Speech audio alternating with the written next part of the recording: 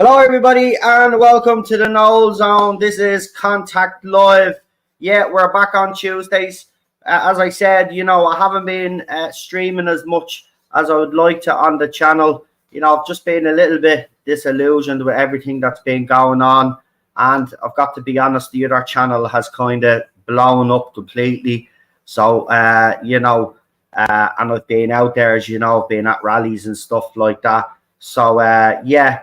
We're going to be coming back doing regular streams on a Tuesday, Wednesday, and I have a couple of other streams planned as well. We're going to kind of go back to, we were streaming around 4 or 5 times a week, so we're going to go back to that. So stay tuned, I'll let you know. What I'm going to try to do for one of the streams is bring on different guests and stuff like that, but it's very hard because nobody wants to come on my channel anymore. And I'll just say it out straight. I don't know what's up. And at this stage, I really don't give a crap anymore, But, I will try my best to try get some guests on. And I'm going to start, there's a few new people that, follow me and stuff like that. And I've been on their channels and stuff like that. So I'm going to start inviting them on here so you can have a different guest maybe each week. Wednesdays, of course, we have we continue our panels with PD, Queen Charlotte, and Cinnamon Toast Crunch, and we'll be just having an old chit chat there. What I'm gonna do now as well. I don't want to waste any of the trailers that Lee actually made for me. So Tuesdays is going to be contact with Christian. He wants to talk about Axel F today, so that's what we're going to be talking about. Next week, then, I want to talk about the new Superman movie. So that's what we're going to be talking about next week on Contact. With Queen Charlotte and PD and Cinnamon Toast, it's going to be called Cracking Time. So we're going to use the Cracking Time trailer there. And what we're basically going to do there is we're just going to talk about anything. So, Queen Charlotte normally brings up The Witcher, the games, the TV show, whatever, books, all of that, and whatever Cinnamon wants to talk about tomorrow. Remember, everything that we do is not going to be related to Doctor Who in any way. I don't want to talk about that show in any shape or form until I have to. And right now, I choose not to. So I'm just waiting on Christian to get here. He's only on his lunch break.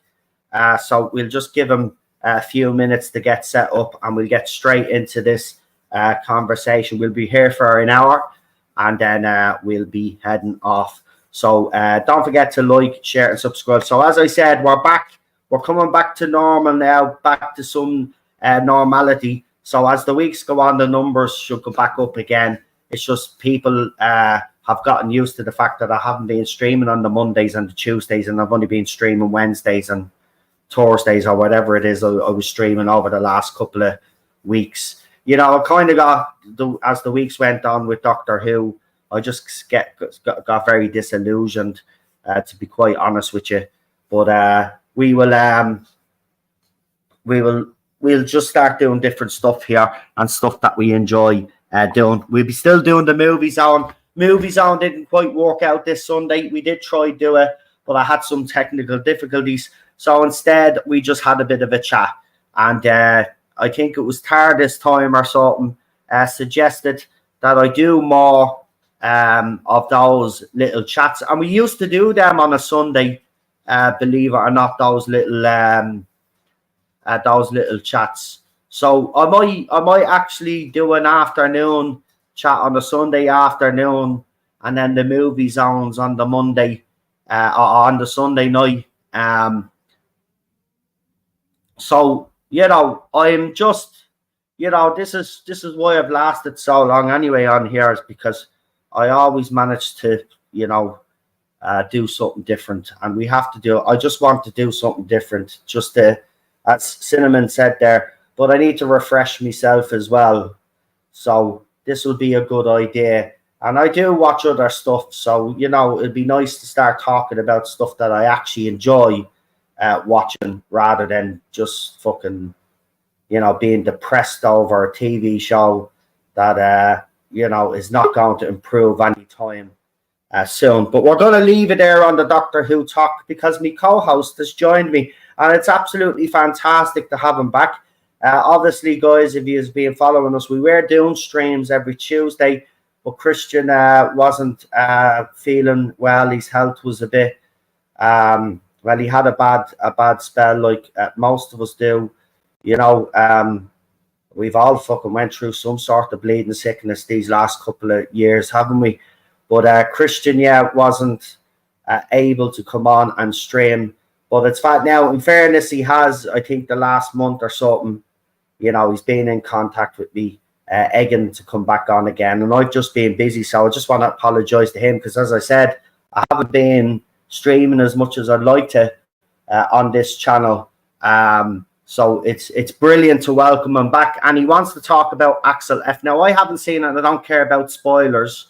Personally, I don't care because it doesn't matter to me whether someone spoils it nowadays because, you know, I'll decide whether I want to watch it or not myself. Nobody's going to actually change my, you know what I mean? If I've made up my mind to watch it, I'll watch it, sort of thing. You know what I mean? So if you haven't seen Axel F, but you are going to watch Axel F, Beverly Hills Cop Axel F, whatever the fucking thing is called, then I suggest you leave because there's going to be spoilers.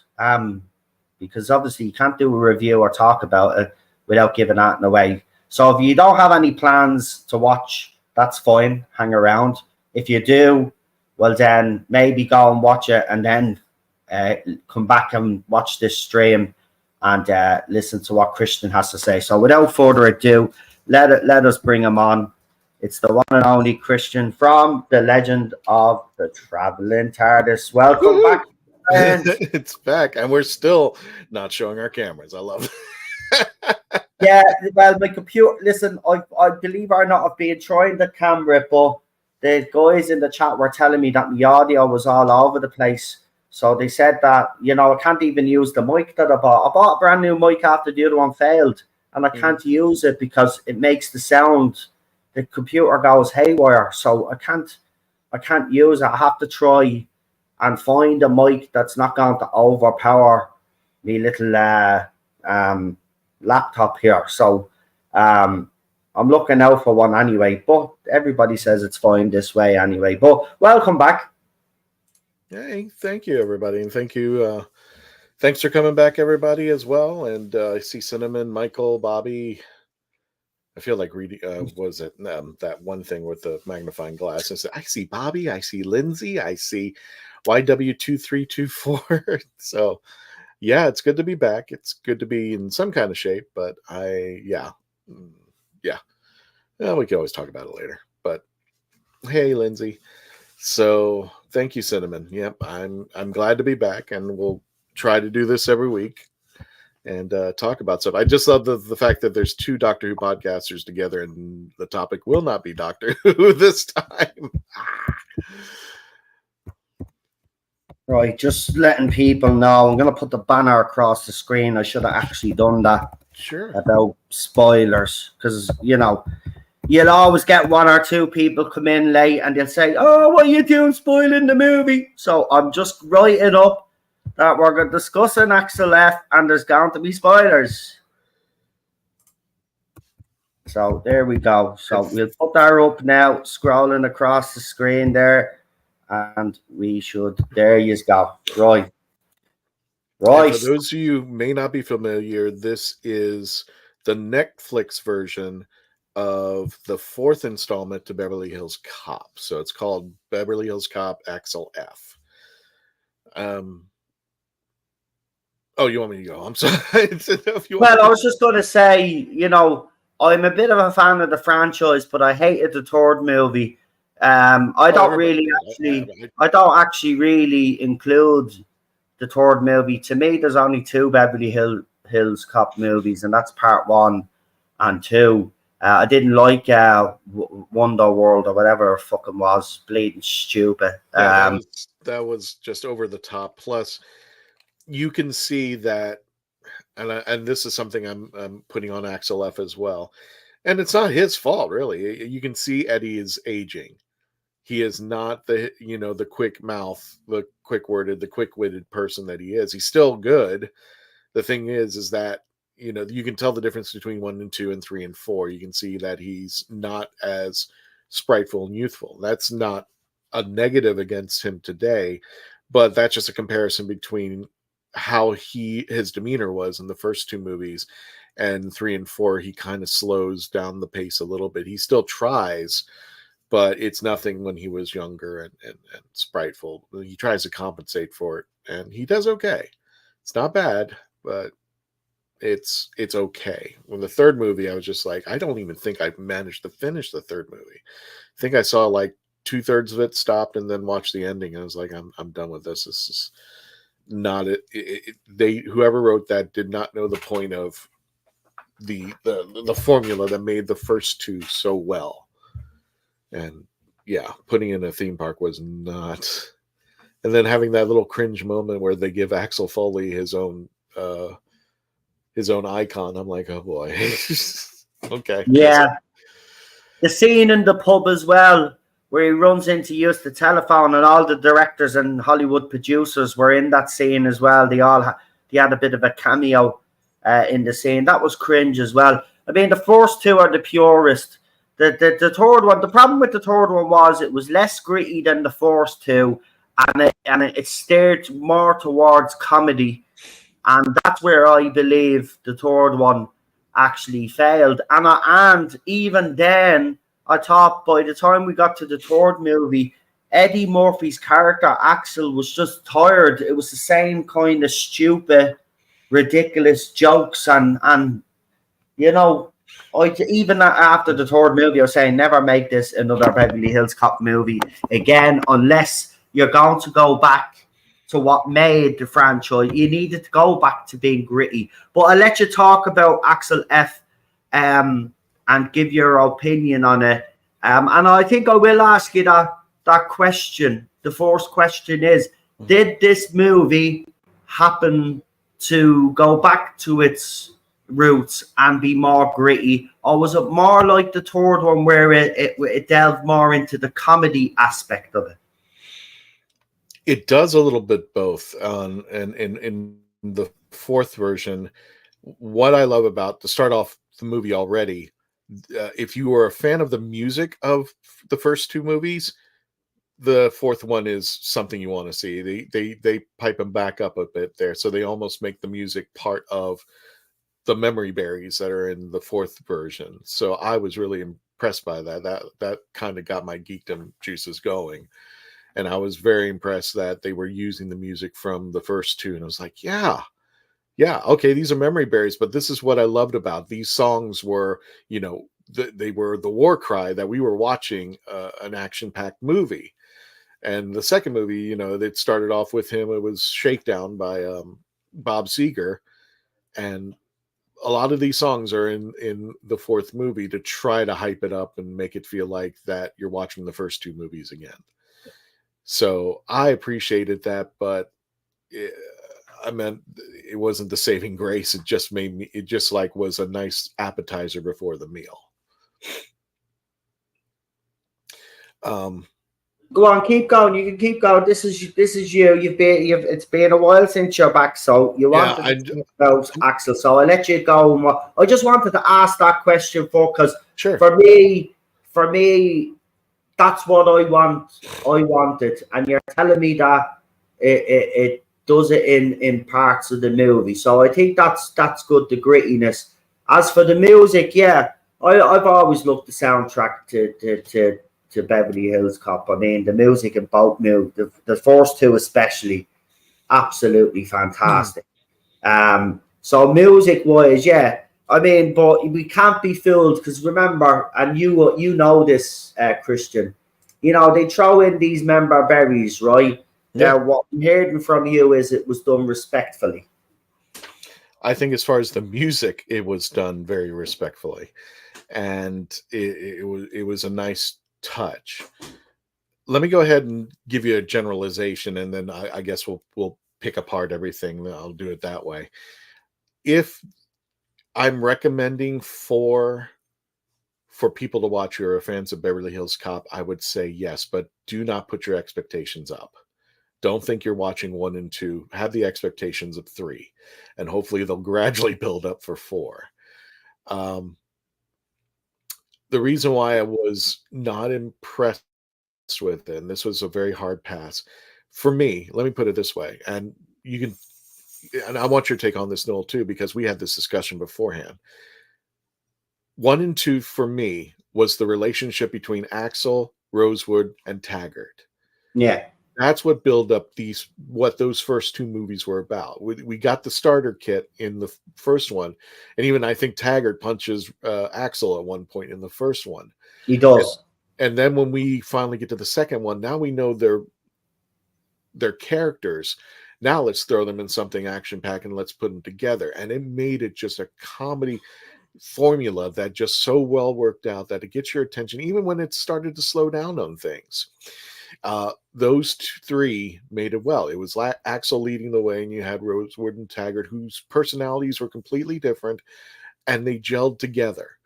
And it wasn't Axel was acting like, I'm better than you or anything like that. He really went down to their level, and he made them, I'm your friend, I'm your buddy, whatever I can do. But then Axel goes over there and, steals a truck and blows up something. That's just the way things are. And then Rosewood and Taggart are just along for the ride, and just Taggart says his one lines and goes, Jesus, let me let me do this or whatnot. It's just a formula that works so well for the first 2 movies. The third movie, I just pretended didn't happen and skipped to 4. The generalization for 4 was it was way too slow. It was way too long. I think it's a 2-hour movie. That's way too long for an action pack. I think 75 at best, 90, and even 90 was pushing it. I think 75 minutes was enough. They included Axel's daughter, which was fine. I guess, we have a new character and to bring her on in. And I have no offense to the woman. I take no offense to the woman who played the daughter, but she was just so disconnected.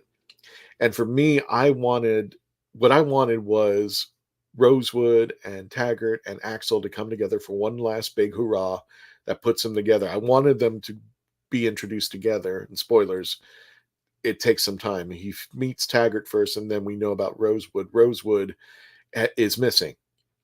So that's kind of what spurs on things when he returns back to Beverly Hills. His daughter is a lawyer in Beverly Hills, and her life gets threatened. And I thought that was a cool scene, what they had, how they threatened her life. It was really like, wow, okay, they take it up, and now Axel's coming on over, and he's going to straighten things out. They tried to have this relationship between the daughter and Axel, and it just did not work for me. And I think it was Saunders, Jane Saunders plays Axel's daughter. I think they just went way too much in that relationship, and what I wanted was the 3 of them to get together, and we could have Jane in there somewhere, but they pushed it too hard, and it just dragged things down. And even in the slow moments in the first 2, things were still moving, and characterizations were still building. But in this 4th one, it was just, I don't know why. Jane just seemed like she was disconnected. Axel would do his thing and say his lines and try to joke around with things. And for me, Saunders didn't work.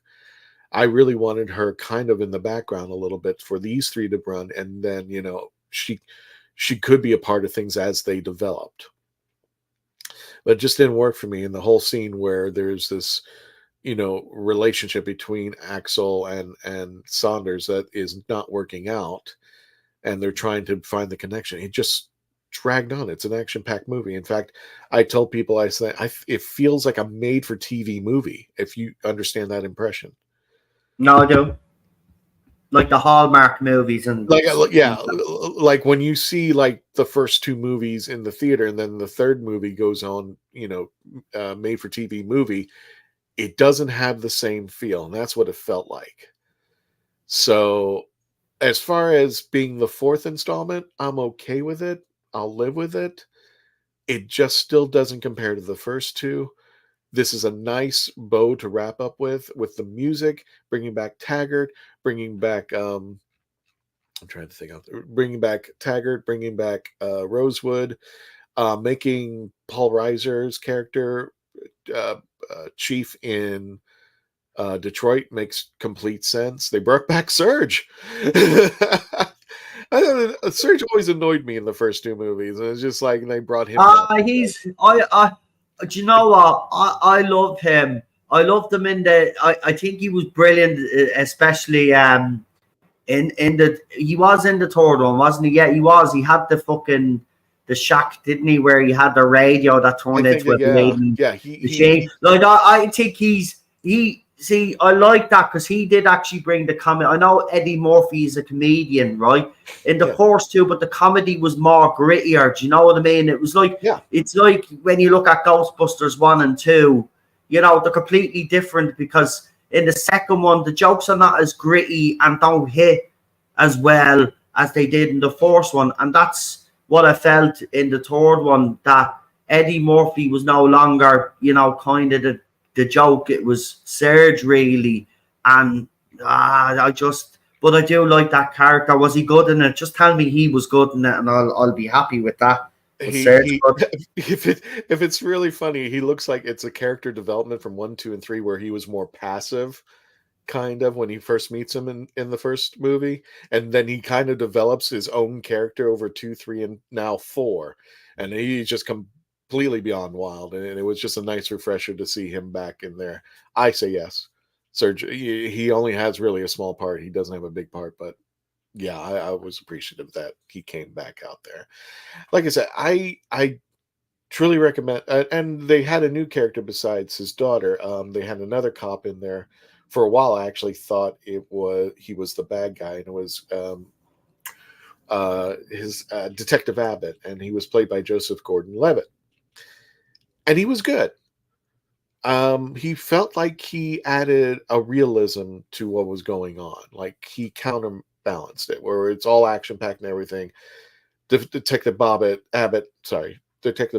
kind of just made things like real for it. He's also trying to date Axel's daughter in the movie. Spoiler alerts all over the place. And then Kevin Bacon's coming in, and you know right away he's bad mojo. And just for me, I don't like Kevin Bacon as a bad guy, but he's good at it. He's really good at it. I think he comes in as Captain Grant and says, Lee, hello to Noel, Christian on the panel. To everyone in the chat, I'd like to support all the creative. Thank you. Here's my super chat donation. Oh, okay. Well, thanks, Lee. Appreciate it. Thank you for contributing. Yeah, let's read the super chat out. It's hello, Noel, Christian on the panel, and to everyone on the chat. I like to support all creators as a fellow YouTuber. Here is my super chat donation to your channel. Every little helps. The Tesco tagline as well. Every little helps. Thank you, Lee. Really appreciate it. Yeah. Absolutely fantastic. And that's a $9.99 super chat. Thanks, we really do. Go ahead, Christian. Yeah, it would translate to American for like $2, I think. That's my generalization. I think that was part of the breakdown. If you're asking me, is it worth watching? Yes, but it's not going to be like 1 and 2 where if anytime they're on, like even if they're midway on, if I just turn on the TV and they're midway going through, I'll continue to watch it to the very end. 1 and 2, 4, maybe not so much. This is a nice one-off. It tries to wrap up everything at the very end. And there's a scene at the end. There are a couple of scenes where there are other memory berries that have nothing to do with the movie, and it involves another movie, and it tries to hint, something more happy, something more Gilmore is thrown in there. And they try to do too much up for the laughs that they forget the action. But the action's there. It's not left out. But like you said, first two gritty, raw. Axel, Eddie Murphy is is a young Eddie Murphy where everything is just rapid fire with his wit, with his mouth, with his demeanor, and you're counterbalanced by these two actors.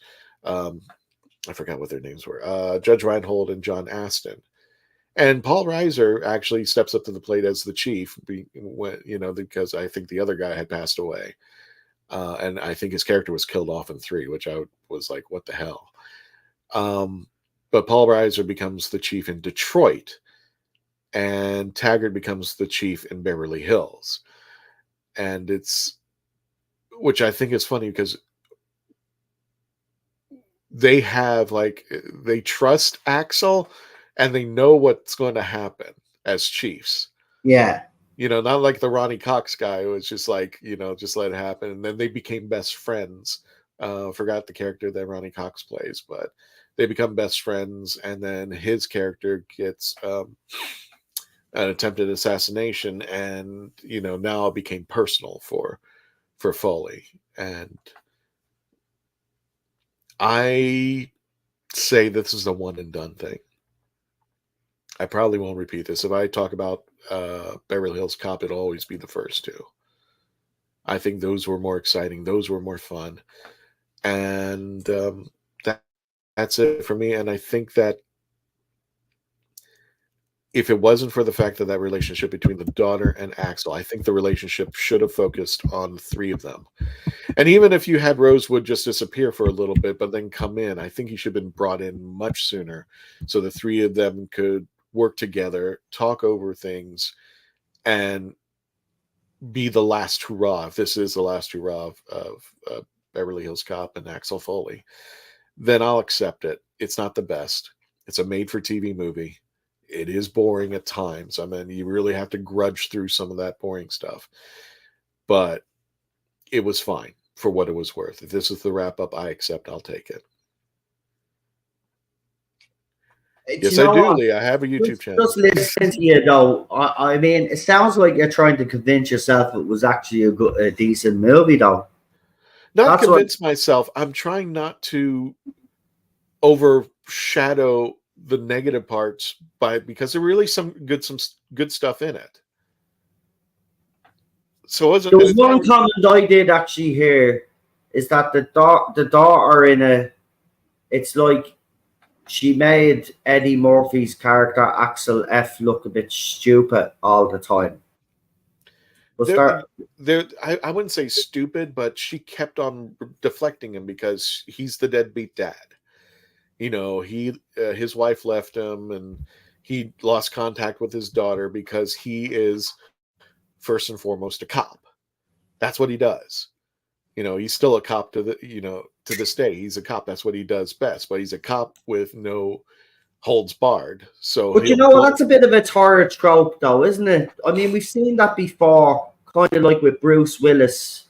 The Die Hard. These cops. Lethal Weapon with. Riggs.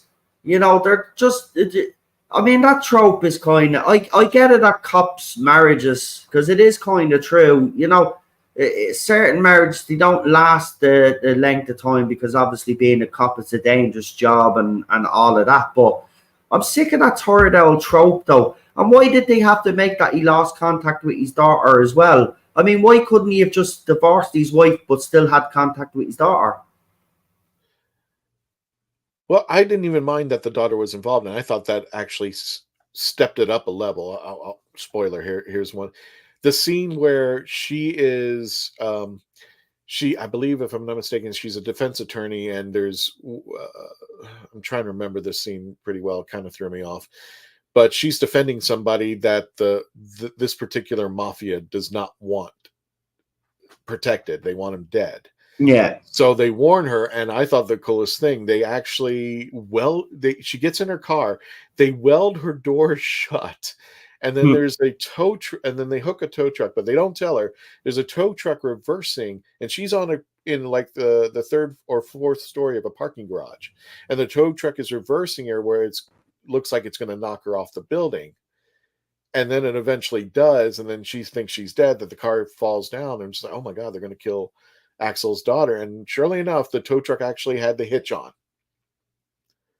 So she's just dangling there at the building. I'm like, well, nobody notices this. And I'm like, oh yeah, it's Beverly Hills. Nobody would know. Nobody's going to notice this. But to me, it updated the stakes. But I think her character was in there for way too long. I think, again, this should have been the 3 of them. And then when Axel hears that his daughter, was part of an assassination attempt, that should have brought it on. Then he brings in Taggart, uh, who's the captain over at Beverly Hills, and then he brings in Rosewood, and make this the one final hurrah of that. That I think would have been a far better story. You could still have the relationship between the daughter and father, but to make it, just have her in the background, but have it about the three central characters, like, because that's the whole point. That's, in fairness, you've made a very good point a little while back about the three central characters: Rosewood, Taggart, and Axel. And obviously, then in the second movie, we heard he had a friendship with the chief there as well, which was a nice little thing, I've got to say. But it was mainly about those three characters, right? Yeah, you could have done the story, about the daughter being kidnapped or whatever. But then he's asking for to bring the old team back to try help get his fucking daughter back or something like that. Would have been a much better, you know what I mean? Instead of focusing on the daughter and him. I'm sick of that. Like, why?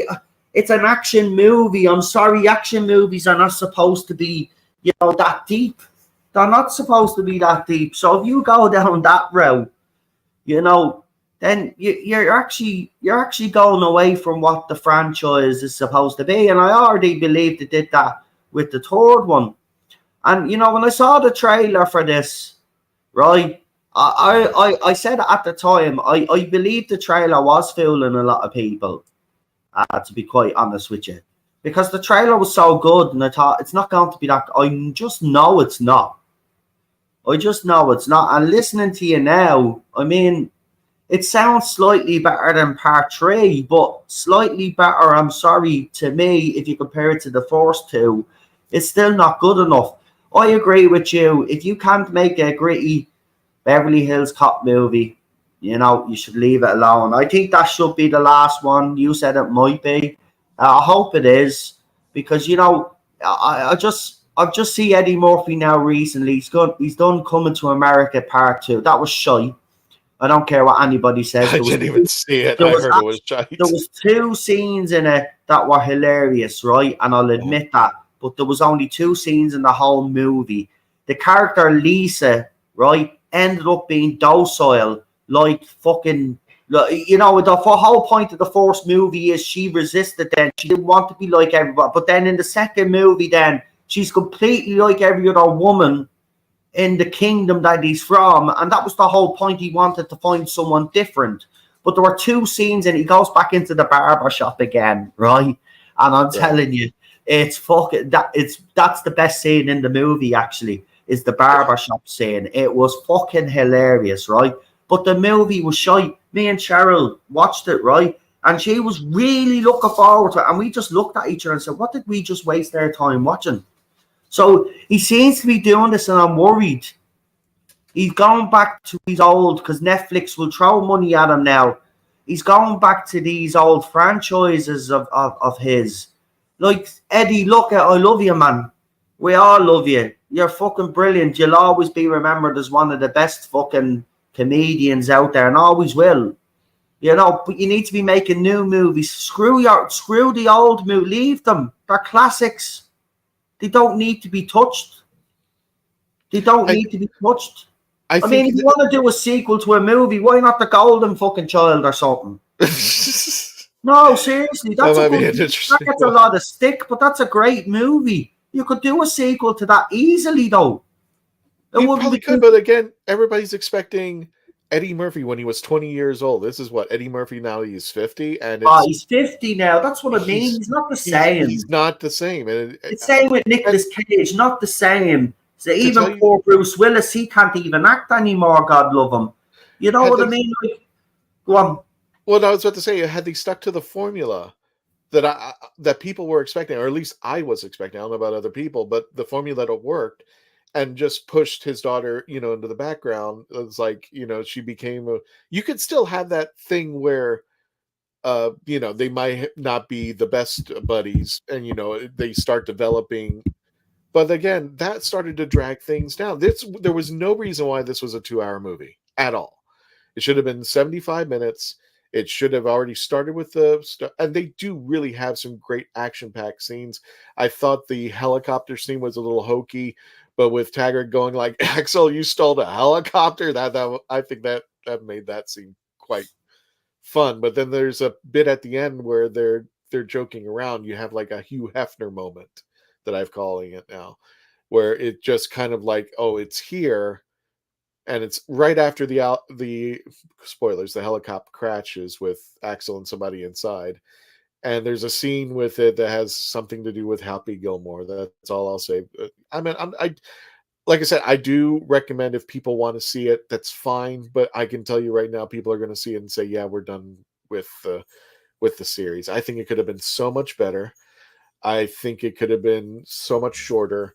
And I think you could have used the old formula and really have made this an action packed movie. But it dragged in Listen, he scenes. mightn't be a spring chicken no more. Might be able to do some of the stunts and the running that he did in the first two movies. But you still could have made this, as you said, gritty, go back to its core. And you know, you could have still had his daughter in it, but her to be obviously not center stage, which it sounds like she fucking is. And again, you know, Tom Connor's fair play to him from Midnight's Edge actually said that when the trailer came out. He said, "You're being fooled by the trailer. What I've heard is that the daughter is very central in this." And a lot of people ridiculed him. And he was right yet again. I mean, he keeps being right. That's why I went to him when he watched it and he said it was awful. And I asked him one simple question. Is it better than part 3? And he asked me why. I says, "Well, I hate part 3." And then he was a bit offended by that at first, right? As you do. Really? Like, not offended, but he was asking, "Can I ask you why you don't like part 3?" So I said it to him. I said, "I think it leaned too much into the comedy, wasn't as gritty as the first two, and I just didn't like the whole setting of Wonder World, or whatever you fucking call it. Yeah. It was just ridiculous, like." So he says maybe you will like this one. But then I start hearing other people, and I was like, I don't know. Look, I'll still look at. I'll still watch it. I'm gonna watch it, but probably like you. After I watch it, I'll probably be like, you know, yeah, that's it for me. But it was already. I just want to make it clear though. It was already that it for me after the second part. I mean, that third movie to me personally is an abomination to the character and to all of them. To be quite honest with you. You know, I didn't mind the romance between him and your woman. You wanted to, maybe she's the one that he married and then like divorced or whatever and became a useless father. But you know, same tropes. You know, can't just have him that divorced his wife and him and his daughter still have a relationship. No, he's a deadbeat dad. All of this other rubbish, because all men, doesn't matter what skin color you are now, we're all deadbeat, aren't we? But look, the bottom line is, as Christian said, it's not for me or not for Christian to tell anybody what to watch and what to like and what to dislike. So the bottom line is, no matter what we say here, if you are looking forward to this movie, go and watch it. Because I'm still going to go. Because look, when I saw the trailer, right, before I saw what Tom wrote, and it sounds like he's spot on, to be honest with you. But I was like, I really like that trailer. And the trailer did look impressive, right? And I was saying, yeah, I'll give it a go. So I'm still going to give it a go. But that doesn't mean, you know, I'll watch it, but I'm going to be honest. I was like, I think it would be a lot better if you watched it again, and I might do it. I watch it again and fast forward through all the daughter scenes. Just get all to the action part and just move on from there. I mean, you could cut the daughter scenes out. You could have made it just, you know, simple dialogue that only took like a page or two and just simplistically just made things easy. But they wanted to put in this, they wanted this father-daughter thing to make happen. It just took way too long and dragged it out. So if I watch it again, I'm going to make sure I have the remote where I can fast forward through the daughter scenes. And like I said, this is no disrespect to the person who played the daughter. I just think whoever wrote this did not knew what they were doing and tried to experiment a little bit, and it just didn't work. There was no Yeah, but reason for it to be this long. isn't Eddie Murphy though? Just want to kind of make a point here. But isn't he an executive producer on this movie? I So believe if so. I wouldn't be anybody, surprised if he is. because so if anybody knows this character better than anybody, it would be Eddie Murphy. I'm pretty sure he is because Netflix. I mean, let's see. It'll tell me now who the producers are. Actually, I was just looking it up. The person who wrote the screenplay is Mark Malloy, and he's an Australian commercial television film director. He made his feature directorial debut with Beverly Hills Cop Axel F. This is from Wikipedia. I'm just like, oh, Oh, so see, that makes sense. That makes total sense. Well, then he won't be making the other one. Definitely. Yeah, there you go. Mark Malloy. Blah blah blah. Well, in the scenes where it gets gritty, it works. Especially when he starts having relations back with some people that he's met before. Some of the old tropes where he goes into a place and he tries to throw people off by pretending to be somebody else. He's still doing that. You go. I was right. So it's Don Simpson, Jerry Bruckheimer Films, and Eddie Murphy Productions. So there you go. He is part of the production team. So it's basically his baby. And this is what I'm saying. You can't be giving Eddie Murphy money to be doing sequels to his movies because this is what's going to happen. It was the same with and Netflix gave him the money to do Coming to America too. Look, that's 2 flops in my opinion. Well, I haven't watched the Axel F yet, but I'm pretty sure if it goes the way I think it's going to go, that'll be another flop. I'm sorry, Eddie. You need to stop harping back to your old classics, right? Leave them alone and do something. I'd love to see Eddie Murphy do some new movies, though. Do you know what I mean? Like, I get it. He's gotten older. He's not getting as many roles as he used to. But for God's sake, he is a good actor. You think Hollywood would actually fucking create new roles for him or something? I don't know, because I saw him in like an indie film. I'm just like, whoa. And he was, he was trying to do a different character. And I appreciate it when actors try to break the mold that they were in. But can you name me an Eddie Murphy film that's been good, or at least did not flop in the last 10 years? I remember Haunted Mansion didn't do too well. I think that vampire movie that he didn't do too well. And you're saying that Coming to America, and now this didn't do too well. So I'm like, he's not the bankable person that he was before when he was at. Oh, by the way, Lee, I'm probably in the minority for this. I love all of his movies back in the 80s, but I don't know why Golden Child is the one I always go back to. I just love it. It was just it was Eddie at his peak with a very deranged story. He even gets a love interest. Yeah, it's the way what's his name? The bad guy, Sonam Lumpsi. I can't remember his real name. He's in a lot of British films and British TV. I just can't remember his name. Charles Durham or something, or Charles Dance. Charles Dance, yeah. Just the two of them banking. As you can see, Charles Dance is like, I'm going to kill you. And Eddie Murphy is just standing there going like this smiley face is like, go ahead. It's just those two they were playing off each other, and they played it pretty well. The scene where the love interest gets killed was a little bit odd. And the scene where he tries to get the knife was hysterical. Oh, that's brilliant. Yeah, that was just that scene alone is just beautiful. That's a brilliant scene. No, listen, Lee, I do love the movies that you've actually put up as well. Trading Places is a classic, and 48 Hours, I do love that franchise.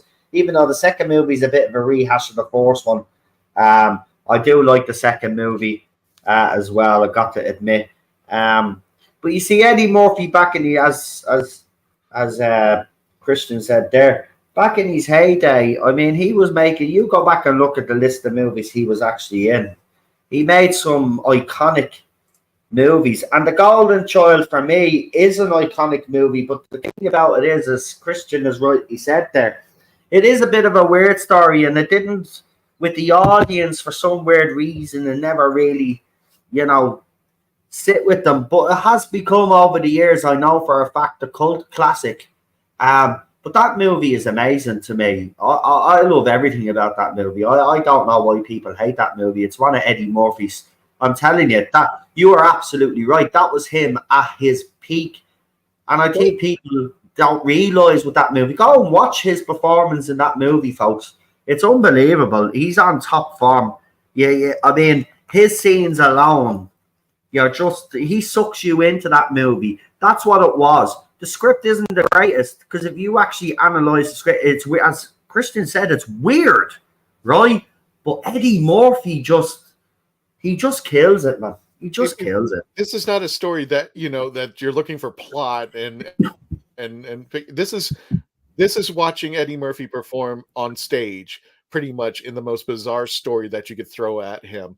But Exactly. the things are memorable. I mean, like the line, I want the knife. And the thing, he's, what was this one scene where he goes, butt pie. It's a sequel to butt cake. And things like that. Just like, I remember those lines. I don't know why.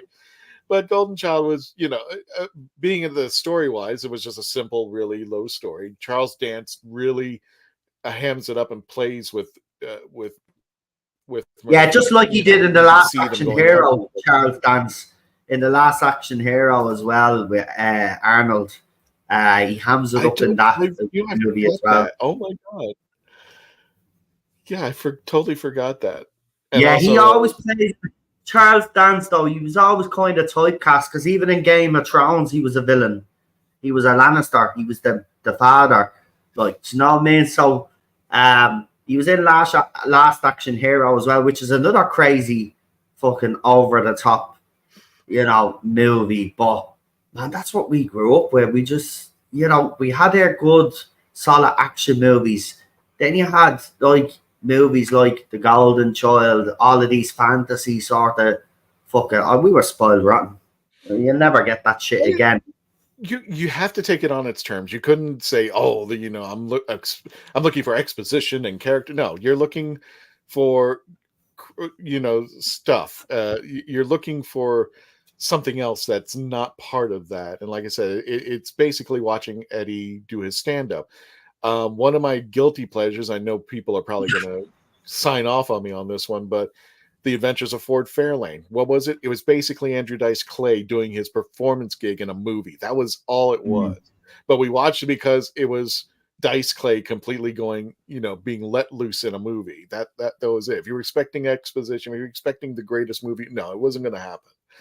But can I ask you actually? Go on. Finish your point first. Yeah, and I got to run. But it's like that was the 80s. It was just like, it was the big hair. It was the color. It was big color, big hair, just like Colin Baker's jacket. This was big fun time, and it was we were watching roller coasters, not necessarily great rides. We just wanted the thrill out of that. We knew we were getting into. We knew it was stupid. Vanilla Ice had a damn movie, for crying out. So yeah, it's just like when things, sometimes we just love the mindless entertainment because we want to be stupefied and just enjoy the ride, enjoy the roller coaster ride. That's it. Right. What we'll do is, what we'll do? It was about Beverly Hills Cop, Axel F, right? Right. So we're going to rate all the movies, right? So I'll make it easy. This is how I rate all the movies, right, so far. And then when I watch Axel F, I'll give you my rating. But the first one is definitely a 10 out of 10 for me. The second one's a 9 out of 10 because, even though it is gritty, there's a little bit more comedy in the second one, but it's not over the top. The third one for me, I'm giving a 4 out of 10, right? Because it's absolutely ridiculous. But there are some moments in that movie. So I can't be too harsh on it, but I will give it a 4 out of 10. So I rate the first one 10. The second one 9, the third one 4 out of 10. So what would you give the first movie, the second movie, the third movie, and you've obviously seen this one out of 10. So we'll start off with the first one, Beverly Hills Cop 1. What would you give it out of 10? See, this is where I know we disagree, and this is where things get weirded out. I gave it an 8, but the only reason why the second movie I give a 10 is because of the first movie. Because I gave it an 8. It wasn't perfect. It wasn't the grander, but it gave us the introduction to make 2 look awesome. So it was like the starter kit. I am not dissing the first movie whatsoever. You need No, to no, watch I know the you're first movie. not, because I I'm do, just saying, because you are right. I mean, I give the first one a 10. I do know people that actually rate the second one slightly better than the first one, but appreciate what the first one did to get the second movie. So I get where you're coming from. I'm not going to knock you for that. I mean, I think you're being fair. Like, that's how you feel. well, that's opinion on that. That's all. The third one is, wow, 4 was pretty high. You give it I don't lower, know. would you? I don't watch it as much, and I don't care for it, so I got to diss it down to a 2. There were some good moments. Right. I like Hector Alonso. He's a great actor. I liked him being in it, but it wasn't. Oh, thank you again. And 4, I would probably give a 6 if I could cut out the daughter scenes. An 8. I would put it on the first scale if because it does work. The characterizations do come together. If they maybe a 7. I'm going to knock it down a little bit. It's not on par with 1, definitely for sure. It's not the worst movie. It's a made-for-TV movie. It's one of those movies that you should say I've seen it once, but I don't think you're going to revisit it again. So 6 is a fair number for me. Fantastic. Right. Lee Anthony Davis will just read this out. It's not the money, it's the thought that counts. I have lots of money and donate with Super Oh, Chat. okay. Thank you very much. But See you tonight. just because you have lots of money, just a bit of advice though, just because you have lots of money, and I'm glad that you're supporting the channel, really do, anyway. But don't throw your money around willy nilly either.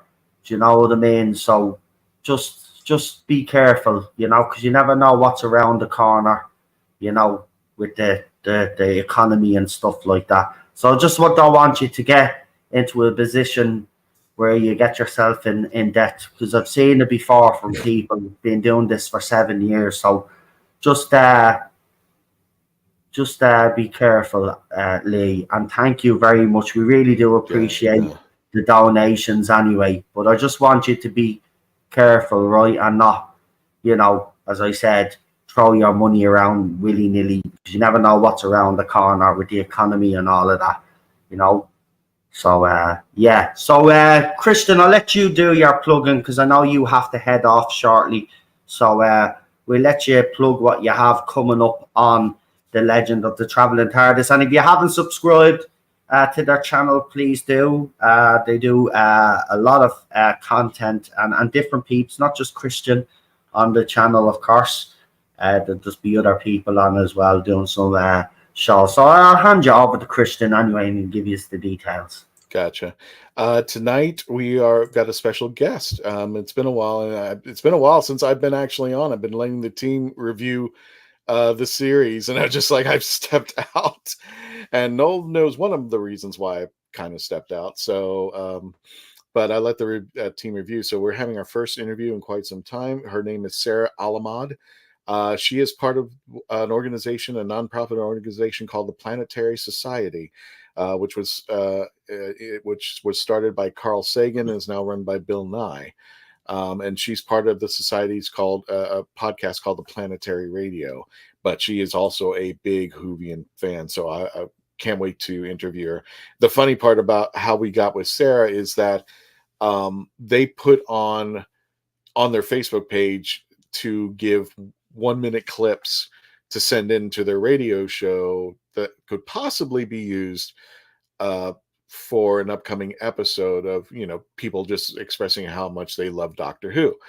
And we decided to make an episode of it. So we're actually have an episode of it's a behind the scenes kind of, where people are we're just talking to each other, putting this together and recording it, and then we finally get the final product and I sent it to Sarah, thinking nothing, thinking no, this is not going to happen. And surely enough, she uses the audio clip, and I said, dang. We weren't expecting that from the Planetary Society. So we're giving her, for putting us on her show, we're going to put her on our show to discuss more about the society, how it works, how it encourages kids to look up into space. And we want to know more about her Doctor Who. So thank you, Lee. Thank you for your contributions. And thank you, everybody, for your contributions in the chat. Got to run, but take care of yourselves. Please stay safe. We're going to have an episode tonight at 6 p.m. And I believe for you folks over here in the UK, it's 11 p.m. We can't wait until see you tonight. So we put out a new short daily, practically daily.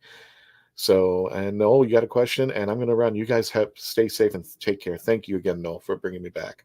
Not a bother.